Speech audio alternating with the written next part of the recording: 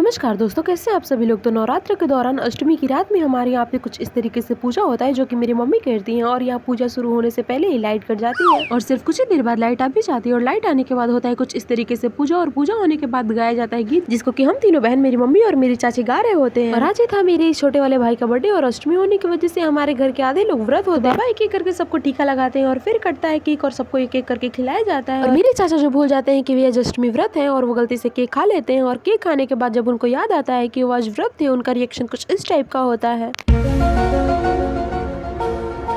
और मेरा भाई जिसका आज बर्थडे होता है वो केक काटते टाइम ही रोने लगता है, क्योंकि इसे बाबा से डांट पड़ जाती है और ये अपना चोन्हा दिखाने लगता है। फिर इसका नाटक कम करने के लिए केक खिलाया जाता है ताकि ये थोड़ा सा खुश हो। और ये केक भी कुछ इस तरीके से खा रहा होता है और इसी में इसको खांसी भी आ रही होती है और रोना भी आ रहा होता है। रात को बर्थडे वगैरह मनाने के बाद अगले दिन होता है नौमी, और नौमी के दिन में और मेरी दीदी कुछ इस तरीके से पूजा वगैरह कर रहे हैं। और यहाँ की सारी चीजें कंप्लीट करने के बाद अब बारी आती है हवन करने की। और मैं और मेरी दीदी हम दोनों नवरात्र के 9 दिन व्रत होते हैं, इसीलिए सारा पूजा हम ही कर रहे हैं। फिर मेरी दीदी मेरे हाथों में ये बांधती है और फिर हम लोग करते हैं हवन। और पूजा वगैरह कंप्लीट करके हम लोग आते हैं नीचे, और नीचे आने के बाद हम देखते हैं कि हमारे यहाँ पे सारी छोटी बच्ची आ गई होती है। और खाना वगैरह खिलाने के बाद हम देते हैं इन्हें कुछ चीजें, और हमारे ये नवरात्र कुछ इस टाइप का गए। मिलते हैं आप सबको एक और नए व्लॉग में, तब तक के लिए बाय बाय।